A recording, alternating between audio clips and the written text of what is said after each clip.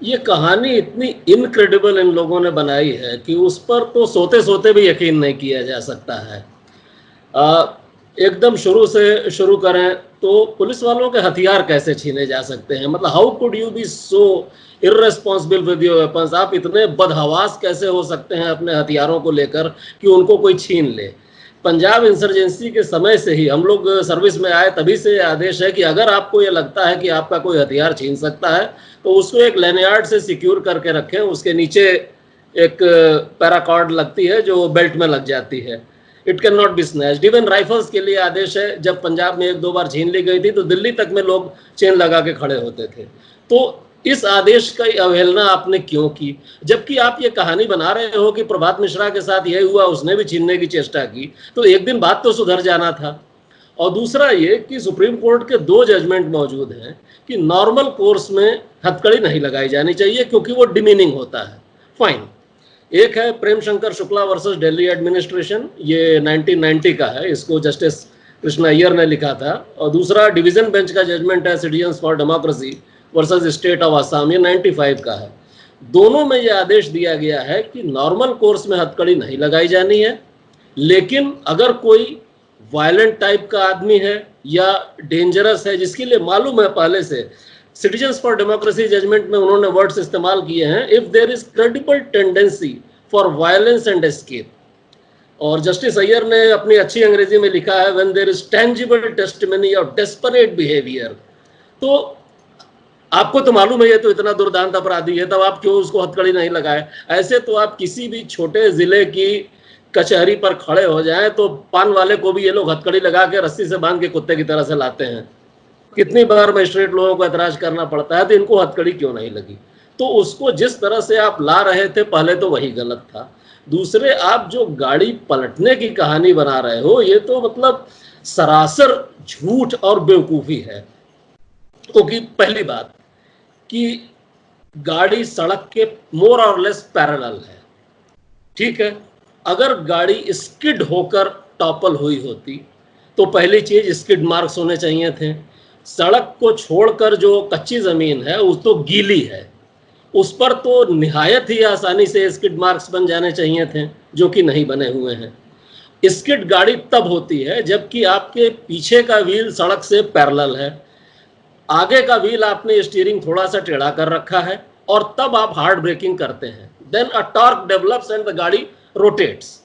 यहाँ वैसा कुछ नहीं हुआ है। गाड़ी पर खरोंच मात्र भी नहीं है, उसके दरवाजे भी बंद है, वाइपर चल रहा है गाड़ी का, और आप बोल रहे हो कि गाड़ी टॉपल हो गई। This is incredible. दूसरी बात यह कि आप बोल रहे हो कि उसमें से वो निकल के भाग गया। गाड़ी उल्टी, 6 आदमी उसमें बैठे हुए हैं, सबको थोड़ी बहुत चोट लगी, और ये तो ऐसे भी तोंद वाला आदमी है, शरीर से कोई मजबूत भी नहीं है, और ये निकल के भाग गया। आपने उसको खींचने का प्रयास भी नहीं किया। टांग में बोलते हैं कि 2 रॉड्स भी डली हुई हैं। तो ये उसके, और अबव ऑल आप उस जगह को देखें, दोनों तरफ खाली खेत है, खुली जगह पर जहां छिपने की कोई जगह नहीं। ये चंबल के बीहड़ नहीं है कि उबड़ खाबड़ जमीन है, किसी खड्ड के पीछे छिप गया, किसी उस टेकरी के पीछे छिप गया। फ्लैट लैंड है, वहां कहां कोई भाग के जा सकता है। लेकिन जहां तक लॉजिकल डिडक्शन है, that's how Sherlock Holmes would have argued, logical deduction से ऐसा लगता है कि अमानत में खयानत का मामला है। उसके साथ कोई ना कोई डील हुई होगी कि तुम सरेंडर कर दो, तुम्हारी जान बख्श दी जाएगी, बदले में तुम अदालत में मुंह बंद रखना, ज्यादा मत बोलना, ताकि नेक्सस जो है छिपा रहे। लेकिन अमानत में खयानत कर दी, उसके बाद उसको उड़ा दिया, मतलब उसके अब नेक्सस की कोई बात ही नहीं खड़ी होती। क्योंकि देखिए, आपने जो गुलामी शब्द का प्रयोग किया, वस्तुतः गुलामी से भी बदतर कुछ हो रहा है। मतलब अब रिकॉर्डेड इंटरव्यू है, पब्लिक के लिए मैं उन शब्दों का प्रयोग नहीं करना चाहता, लेकिन मतलब जिस तरह से अफसरों ने अपने ज़मीर को बेच दिया है वो बहुत ही मतलब शोचनीय है। और ये हाल के ही कुछ वर्षों की बात है। मतलब पहले इतना नहीं होता था, नॉट दैट कि पहले के अफसर बड़े दूध के धुले थे, लेकिन जिस तरह से एब्जेक्ट सरेंडर अब कर दिया गया है, इतना एब्जेक्ट सरेंडर पहले नहीं था। कि इच्छा व्यक्त की गई कि जो ठोक देना है बंदे को तो ठोक दिया हमने, थोड़े अच्छे तरह से ठोक दिए होते। थोड़ी जैसे कि आपने आर्टिकल 15 फिल्म देखी होगी, उसमें एक सिपाही जो एक्यूज्ड होता है, जब उसको, उसकी बहन भी होती है जो एसपी साहब के यहाँ ही काम करती है, व्हेन ही इज कन्फ्रंटेड कि उसने पाप कर दिया है, तो वो एक ट्रक के आगे कूद के आत्महत्या कर लेता है। वैसे ही स्टोरी बना दिए होते कि he was overcome by repentance, और चाय की दुकान पे हम लोग बैठे थे, वो इधर से गाड़ी आ रही थी, कूद के मर गया।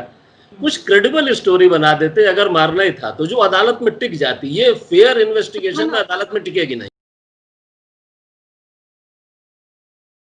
प्रोसेस ऑफ लॉ का पालन करना तो जरूरी है। लोग जो अभी इसके पक्ष में सुबह से व्हाट्सएप मैसेज फैला रहे हैं, वो तभी तक खुश हो रहे हैं जब तक उनके किसी घर वाले के साथ ऐसा नहीं हो जाता है। क्योंकि अब तो इनफैक्ट मैं लोगों को ये बताने लगा हूं कि पुलिस से कभी भी साबका पड़ जाए तो बड़ी मतलब विनम्रता के साथ एकदम हाथ पैर जोड़ के मामू अंकल भैया कुछ भी कह के बात करो। थोड़ा भी दबंगई से बात करोगे तो पुलिस तुम्हारे साथ कुछ भी कर सकती है। आपको गुलजार की माचिस फिल्म याद होगी।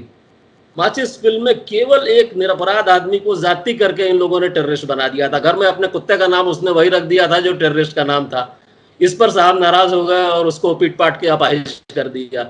तो ये नहीं चलेगा। मतलब फिर हम लोग सारा ये कॉन्स्टिट्यूशन और इतनी सारी अदालतें, काले कोट की इतनी भीड़ हमने लगा क्यों रखी है, अगर सलमान खान की फिल्मों की तरह से ही काम करना है तो। द वायर के और वीडियोस देखने के लिए सब्सक्राइब करें और बेल आइकन पर क्लिक करें।